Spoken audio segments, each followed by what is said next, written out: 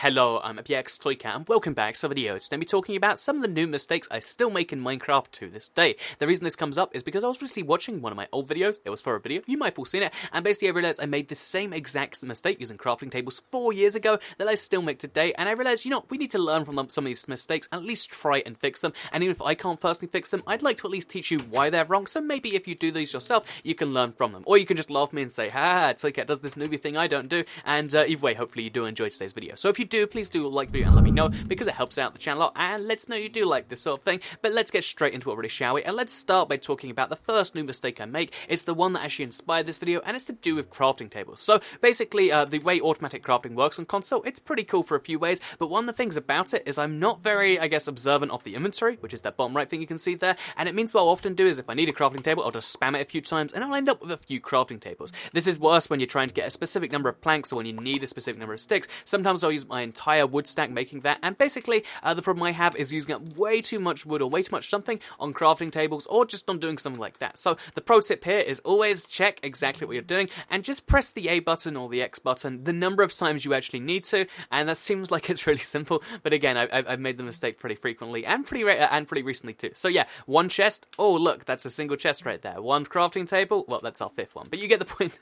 That's the lesson to be learned from that one. But let's move to the second one, which is probably one more people make, because I realize that probably is just a me thing, but the second mistake I often make is one that I think a lot of people could learn from, because it's to do with the Nether. When you go to the Nether, you're either going there to kill wither skeletons, or you're going there to kill blazes, and or presumably you might be going for other things, but if you're going for either of those two things, you should be prepared. So if you're trying to kill blazes, always bring snowballs with you. This is a very cluttered ender chest, I realize, but if you're going to kill blazes, always bring a snowball with you, and maybe you bring the other thing too, because snowballs are a range attack that can actually, you know, hurt blazes, and it's a really easy way to take them out from a distance where they can't hurt you. So if you get really low on health, but you know, you're trapped between, you know, the blazes between you and the portal, you can just, you know, throw some snowballs at the blaze, knock him out, and then you can get to the portal, all fine and safe without any risk of death. So yeah, that's my first pro tip for blazes. If you're going to kill wither skeletons, which I know a lot of people do, bring milk buckets with you. Milk buckets will cancel out the withering, and if you're dying because you're on fire and you're withering at the same time, or, you know, you're just withering and you're really close to death, drink the milk bucket. It takes, you know, less time than it takes for a full wither to attack you, and basically if you can actually do that, then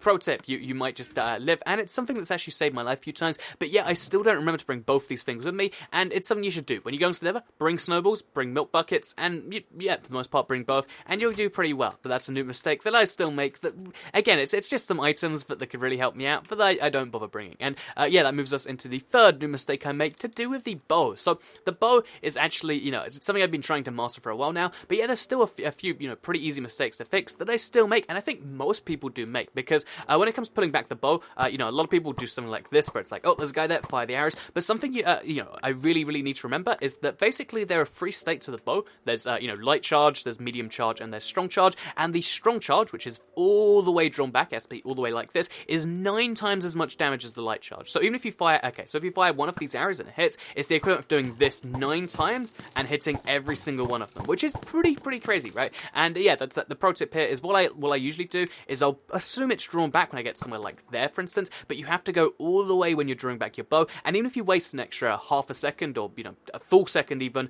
making sure that you're fully drawn back, the extra 50% damage from a medium charge is so worth it. And yeah, the pro tip here is, if you know, a new mistake I make, I should say, is that basically I don't fully draw my bow. It's something worth doing because it can really improve your game. Also, in case you don't know, the bow, the crosshair isn't actually for the bow. I mentioned this in every PvP video where it comes up, but it's important to know that the crosshair isn't where the arrow goes, and if you know that, and you know to fully draw back the bow, you'll do a lot of damage, and you can actually aim the damage, which I think is pretty handy. So yeah, that's the third little new mistake I make that hopefully you learn from. And the fourth one here is actually to do with enchanting. So this is something I didn't even realize I was doing until recently, and I was like, wait a minute, that's such a terrible system, because I'm still so used to the old enchantment system where when you put in, so we'll put in a book for instance, when you put in something, you have to spend either 30 levels or 11 levels or 8 levels, but now of course for the new system, that's just a requirement. This thing on the left is how much you're spending, and that's, I know that's obvious for a lot of people, but the thing where this comes in important is if you're looking for a specific enchanted book, or a specific enchanted pickaxe, or a specific enchanted this or that, and you're willing to, you know, let some go spared to do that. So books, for instance, it's finer if you waste those. If you want to get, let's make up an enchantment right now. We really want to get sharpness 4. Is that maybe for these? No, it's not. So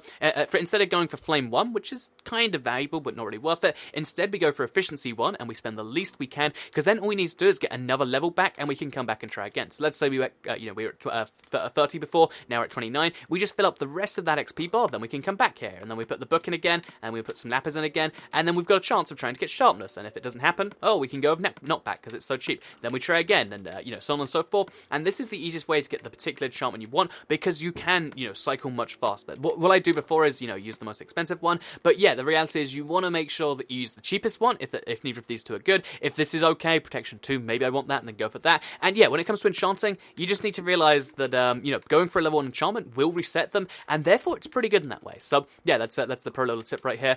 Reset your enchantments. They're tied to your seeds, so you can't excellence everything. The only way to get a specific enchantment as fast as possible is to make sure you just go level 1. And we do have some garbage books. I mean, knockback 1 or efficiency 1 aren't too useful, especially since you have to spend levels to get them. But still, we can have a really nice bonfire with those, and then we'll get sharpness 5 a lot faster, or sharpness 4 or whatever. So yeah, pro tip right there. Enchant better, and it's something I'm trying to teach myself to do recently, and I'm actually doing pretty okay at. But the final one here is one that I'm really bad at, and it's the worst because it comes up in PvP situations, because I'll end up getting a single golden apple or 2 golden apples, and I'll be like, oh, this is really going to help me out. I'll eat it now, so that way I have the extra 2 hearts, because honestly, most of being a golden apple is the absorption. The regeneration lasts for a few seconds, and it's handy if you can get out of a fight for a few seconds and do it, but the reality behind a golden apple is it's mostly to give you those extra 2 hearts. It's 20% more health, which means the reality of, the chance of you winning any sword battle is significantly higher if you have a golden apple. However, a mistake I'll make, when it comes to like PvP, maps with a lot of like parkour stuff, is I'll just jump around a lot, because you've probably noticed if you watch my videos, I jump around a whole bunch just kind of instinctively, and one of the problems with doing that is if I jump a little too far, like this for instance, if I jump a little too far and a jump that looks like it's fine, so here to say there for instance, then I'll take some damage, and as you can see, I just lost a full heart from that one,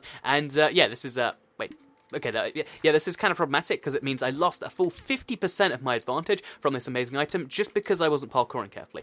So yeah, always make sure you take 3 blocks or less of falling. So here down to there is fine if I just fall normally, but if I jump down to here, it counts as 4 blocks, as you're going to see, and then I've taken some damage, and what do you know, all of the golden apple hearts are gone. Wait, what? That should only be, half a half damage, but I guess it's a full half damage today. But anyway, with that said, that's the 5th little mistake I make. If you get a golden apple, you gotta value it, because otherwise it will let you go. Also, the effect is still there, even though the hearts aren't there, which is kind of sad. And now I have to waste another one, and this is my last golden apple, and who knows when I'll need the last one. So yeah, that's the final pro tip that I need to ingrain into myself. When you eat a golden apple, be careful, don't fall, and in general, don't fall in it. Like it's smart not to fall, but even when I've tried, like sometimes I'm just not being careful enough, and I've taken damage in UHC this way. I've taken damage in PvP, and it's just not good. So yeah, that's the final new mistake I make here today. I hope you did all enjoy today's video. If you did like it, and let me know. Share if you really liked it, and subscribe if you're new around here. I'd love to know from all of you what new mistakes you make, because it is embarrassing to me admitting this stuff, because a lot of what I like to do is I feel like I'm good at Minecraft, except I don't know how to craft just one crafting table sometimes. It's a little bit embarrassing, but I'd like to hear what some of yours are, so we can maybe share the embarrassment. Or you can just do whatever you want. That's what I guess you can do in general in life. But with that said, hope you did all enjoy this video, because I'll see you all in the next one. Goodbye.